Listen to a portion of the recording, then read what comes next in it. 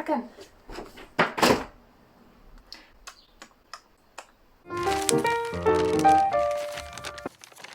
Hey everyone, it's Bethany from Beth and Books and welcome back to this book nook. I don't know why I'm giving you my foot. If you hear outdoor sounds, there's life, there's birds, let's just let it be ambient noise. The window is cracked because it is freaking hot in my bedroom today. Summer is really coming out for us. So without further ado, I have 9. Can I read numbers? I have 9 books to share with you today. Let's just get into it. So the first book I read for October, let's just call this an October wrap-up, is the Bromance book club. I gave this one 2 stars. I started off really liking it, and then when I finished it and I thought about it, even after I finished filming the video, I realised that my issues with it were too big to just give it 3 stars. To me, 3 stars is still, you know, it's a decent book, but 2 stars, the issues I had with it were not resolved. It does have trigger warning content in it. For example, there's like emotional abuse in a sense. But the biggest issue for me in this is how women were commodified, and that it wasn't seemed to have been done like intentionally almost. It was like, it was just a natural part of the book, which wasn't anything worth critique. Our main character, he's going after his wife. She is an object to be won in a competition, and I just had real issues with it. The end part of the book, like the last 50 pages, started to address it, kind of did address it if I'm being completely honest. But it just didn't make up for the fact that for the vast majority of this book, it left a bit of a sour taste in my mouth, and if I hadn't been reading it for a What the Hype episode, I probably would have DNF'd it 100 pages in. But after that, we had some good news. I read The Grenadier Deception by Kirsten and gave it 5 stars. It is one of 2 5-star reads this month, and it was just what I needed after reading a contemporary adult book that was just quite distasteful.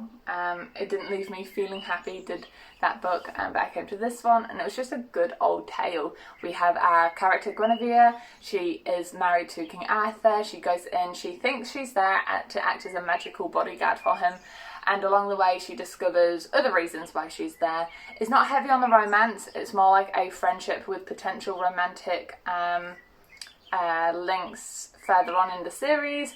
I really enjoyed it for its, I don't want to say simplicity, because I feel like when it comes to novels, sometimes people can think that is a bad thing, but I think the fact that it was kind of a plot line that I was familiar with, it is an Arthur retelling after all, it just made me happy, and I liked it. With that being said though, I don't think I'm going to continue on with the series, just because as much as I loved it, there's other book premises out there that do sound a bit more interesting than just a retelling. But if you really like retellings, especially if you like the King Arthur lore, definitely pick that one up. Next up we have Trinkets. Now if I'm being completely honest with you, this one was a bit of a disappointment.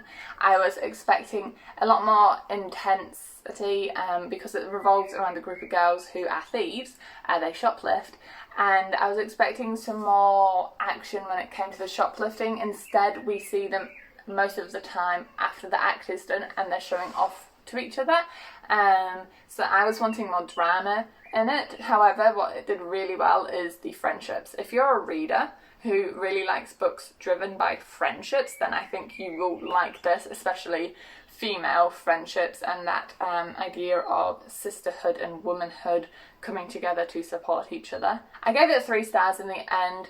It was alright. This is my own copy of the book and I am going to unhaul it though. I've mentioned before that I really want my books on my shelves to be ones that I love or that I can understand the value in and would recommend them to other people, like my friends, like I would lend them out to people. But this one is just meh, so I'm going to try either sell that, and if I can't sell it, donate it. The next one I have here is the Book of Coli. I think I'm saying his name right. That's how I read it in my head anyway. And I have to admit that this was an ARC sent to me by Orbit Books UK, so thank you to them. I ended up loving this. If I had to sell you this book, I would say Lord of the Rings meets the Horizon Zero Dawn game, if you're familiar with that console game. It's a book about coli and they live in a world where it's the future and humans have almost died out, and so technology has gone with it. However, the technology has still remained, but it's quite a mystery to people. It's seen as quite godlike. Things like weapons, like sorry, I'm saying like heaps, it's a Kiwi thing, such as guns and weapons that have been left behind. Colai himself finds, is that a spoiler? He finds a device that isn't a weapon, but we are all familiar with. So as an audience member, it was really funny and also kind of haunting seeing all the characters in this world trying to understand all this technology, when to us today it's a very normal piece of equipment. And then the Lord of the Rings element comes in that Colai kind of gets he goes and explores the world, but in this book the world is quite deadly. The trees can literally kill you, so another kind of Lord of the Rings fantastical element to the story. I just really liked it. It was different. The writing style took me a while to get into, and at times made it a bit dragged on, which is why I dropped the star, but the world building in this was phenomenal. Oh my gosh, it is really hot in here. Okay, let's keep that little breeze coming through. So, next up we have Attachments by Rainbow Rowell. My expectations for this were quite high. Rowell as an author generally hasn't let me down. I've got Fangirl and her Carry On series on my shelves, and I really like her writing for a YA contemporary way of presenting stories. However, this one was not my favourite. It's more of an adult contemporary. Star-wise, I ended up giving it 3 stars. It follows a couple of people, 3 main perspectives. We have the main guy called, see, I've already forgotten his name, Lincoln, and his job is to read people's emails in case they are unsavoury. If it's like workplace harassment, his job is to be like the security guard for that.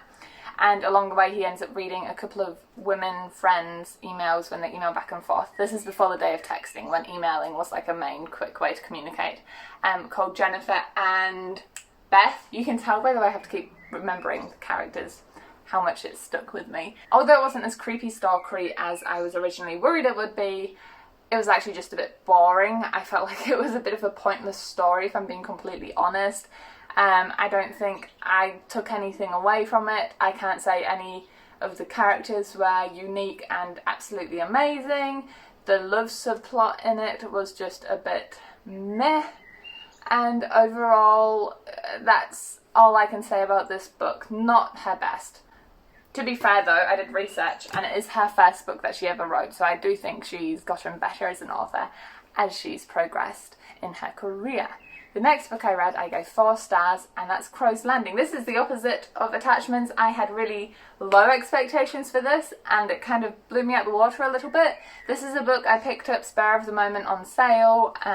It is a mystery thriller. We follow our main character who, essentially he finds a crap ton of cocaine at the bottom of a river and gets pulled into this drama. And what I didn't anticipate was the multiple perspectives and the really cool characters. My favourite character in here is Dusty. She's a single working mother, and she's just a badass. I know that word is often quite cliche and comes to mean like 18-year-olds who can fight with a sword. No, she is badass because she is a strong woman who doesn't take crap from anyone. She's a carpenter, like she builds houses, and one day, like we're introduced to her when one day, just setting the scene for her character, she's so cool. She's working and the like site manager or someone comes up and slaps her on the butt, and obviously that's workplace harassment.